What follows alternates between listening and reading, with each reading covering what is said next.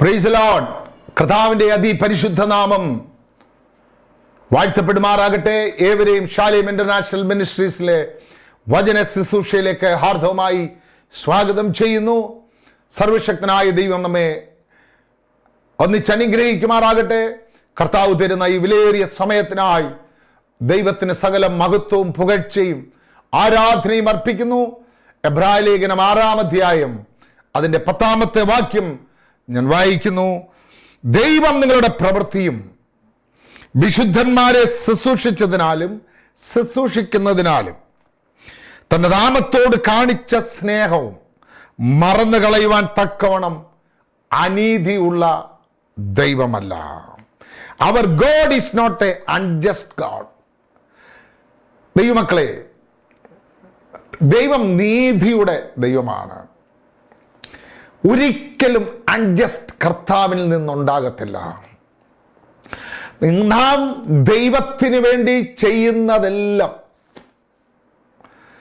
കർത്താവ് ആമേൻ സ്തോത്രം ഒരു അനുഗ്രഹമാക്കി നിങ്ങളുടെ മേലും നിങ്ങളുടെ തലമുറകളുടെ മേലും തരുന്നവനാണ്.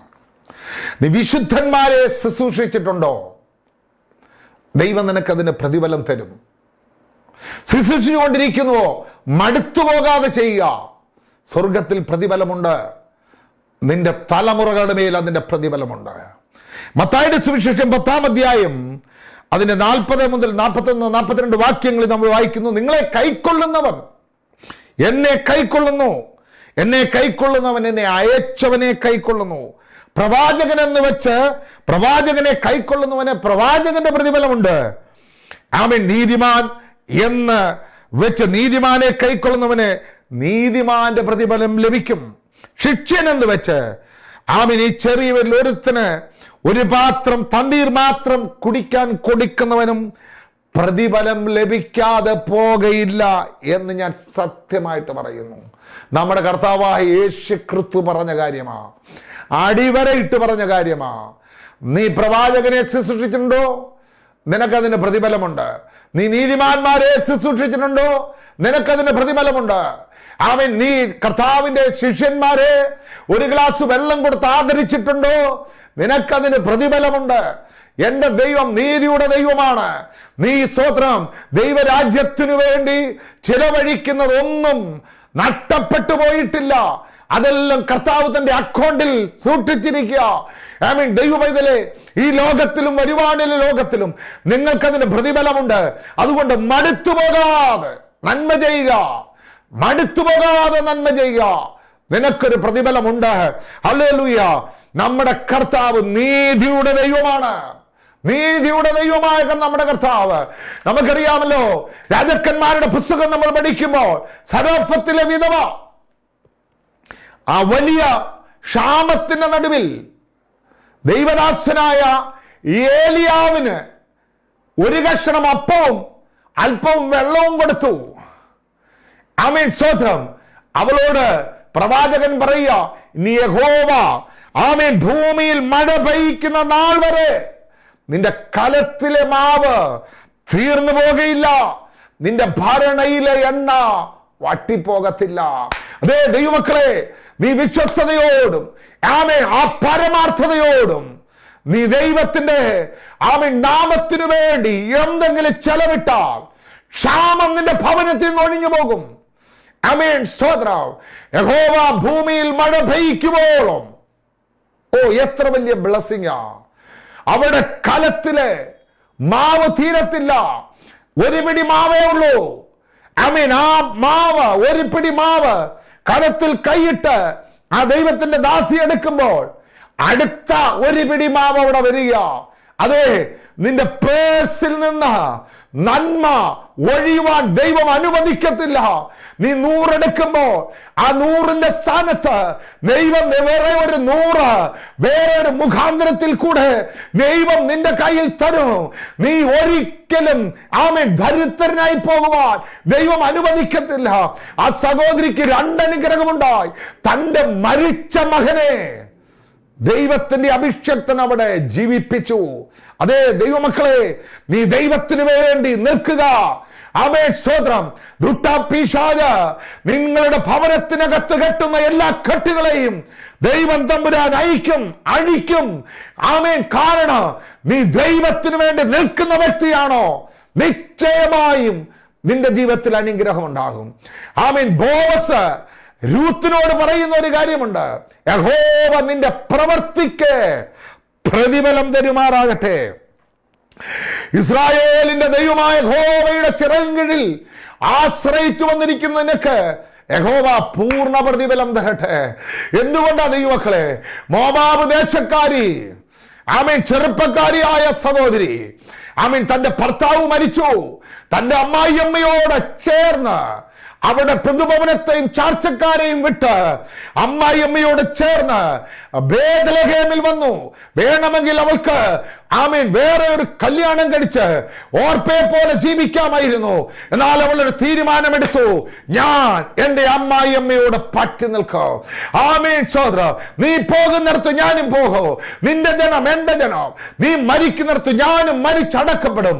മരണത്താൽ അല്ലാതെ നമ്മളെ വേർതിരിപ്പാൻ കഴിയത്തില്ല. അങ്ങനെ തീരുമാനമെടുത്തവളോട് ബോവസ് പറയുക, നിന്റെ പ്രവൃത്തിക്ക് പ്രതിഫലം തരും. ദൈവമക്കളെ, ആമേൻ, യേശുക്രിസ്തുവിന്റെ വംശാവലിയിൽ കർത്താവിന്റെ മുത്തച്ഛിയായി, ആമേൻ സ്തോത്ര, ദൈവത്തിന്റെ വചനത്തിൽ അവൾക്ക് സ്ഥാനം ലഭിച്ചെങ്കിൽ, എന്നെ കേൾക്കുന്ന ദൈവമക്കളെ, നീ എന്തെങ്കിലും വിട്ട് ദൈവത്തിന്റെ പ്രവൃത്തിക്ക് വേണ്ടി ആമേൻ കട്ടതയും നിന്ദയും സഹിച്ച് ഇറങ്ങിയവരെന്നെ കേൾക്കുന്നുവെങ്കിൽ നീ ഭാരപ്പെടേണ്ടെന്നേ. നിനക്കൊരു പ്രമോഷൻ ഉണ്ട്, നിനക്കൊരു ഉയർച്ചയുണ്ട്, നിനക്കൊരു അനുഗ്രഹമുണ്ട്. അതാരും എടുക്കുവാൻ സർവശക്തനായ ദൈവം അനുവദിക്കത്തില്ല.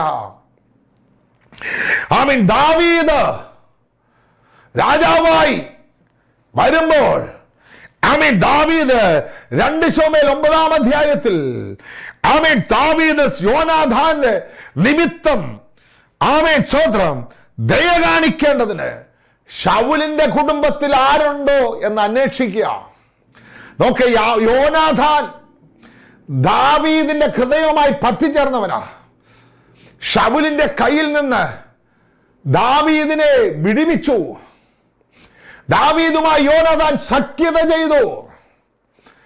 ദാവീദിന്റെ ജീവനെ രക്ഷിച്ച യോനാഥാന്, ആമേൻ സ്തോത്രം, പകരം കൊടുക്കുവാൻ ദാവീദ് ചോദിക്കുക, യോനാഥാൻ മരിച്ചു, എന്നാൽ ഞാൻ അവൻ നിമിത്തം ദയ കാണിക്കേണ്ടതിന്, ആമേൻ സ്തോത്രം, ശൗലിന്റെ കുടുംബത്തിൽ ആരെങ്കിലും ശേഷിച്ചിട്ടുണ്ടോ?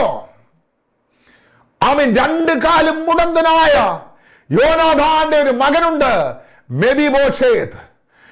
അവനെ വിളിച്ചു വരുത്തി ആദരിച്ചു. അവന്റെ അപ്പന്റെ നിലമെല്ലാം അവന് മടക്കിക്കൊടുത്തു.